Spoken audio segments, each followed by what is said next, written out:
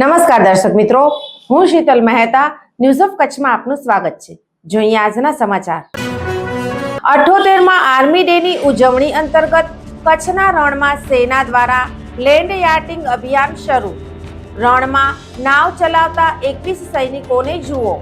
78માં army day ઉજવણી માટે કચ્છના રણમાં સેનાના જવાનો દ્વારા લેન્ડ યાર્ડિંગ અભિયાન શરૂ થયું।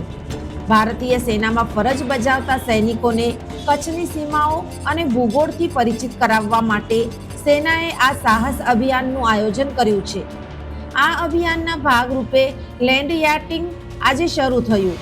લેફ્ટનન્ટ અંકિત બિહારીના નેતૃત્વમાં 7 બોટમાં 21 સૈનિકોએ કચ્છના રણમાં યાર્ડિંગનો આનંદ માણવા માટે વારાફરતી મુલાકાત લીધી, એટલે કે હળવી લેન્ડ હોડીમાં સફર કરી। આ પ્રકારનું સાહસ એશિયામાં ફક્ત કચ્છમાં જ કરવામાં આવે છે। એર ડિફેન્સ બ્રિગેડના બ્રિગેડિયર અજય વર્માએ આ અભિયાનને લીલી ઝંડી આપી। આ અભિયાનમાં 21 સૈનિકોએ ભાગ લીધો। કચ્છના ધોરડોથી શરૂ થયેલી આ અભિયાન 6 દિવસની યાત્રા પછી ધોરડોમાં સમાપ્ત થશે। કચ્છના રણની ભૂગોળથી પરિચિત થવા માટે 21 સૈન્ય કર્મચારીઓ 6 દિવસ માટે કચ્છના રણમાં 400 કિલોમીટરનું અંતર કાપીને જશે। ધોરડો ખાતે લેન્ડ યાર્ડિંગ અભિયાનમાં ભાગ લેનારા તમામ કર્મચારીઓનું બ્રિગેડિયર દ્વારા સન્માન કરવામાં આવ્યું। જમીન પર યાર્ડિંગ અભિયાન 15 જાન્યુઆરીથી 20 જાન્યુઆરી સુધી ચાલુ રહેશે। આ સમયગાળા દરમિયાન બોટો ઉજ્જડ રણમાં મુસાફરી કરશે। આ પ્રવાસમાં ધોરડો, ઇન્ડિયા બ્રિજ, ધર્મશાળા, શક્તિબેટ, કરીમશાહી, પેરીવારી ધાઈઝ અને ધોરડોની મુલાકાતનો સમાવેશ થશે। પર્યાવરણીય જાગૃતિ પણ ફેલાવવામાં આવશે। યુવા પેઢીને સેનામાં જોડાવા માટે પ્રોત્સાહિત કરવામાં આવશે। આ પ્રવાસ કુલ 400 કિલોમીટરનું અંતર કાપશે।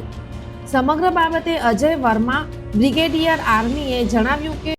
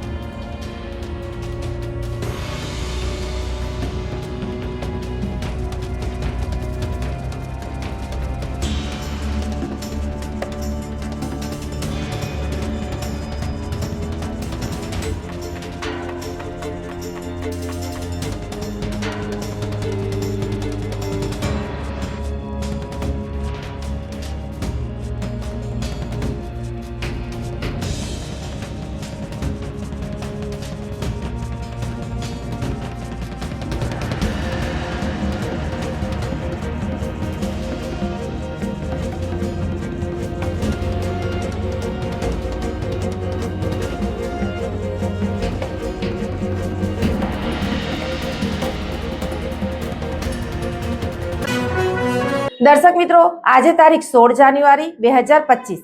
આ હતા આજના સમાચાર। આવતીકાલે ફરી મળીશું. ત્યાં સુધી મને રજા આપશો. નમસ્કાર.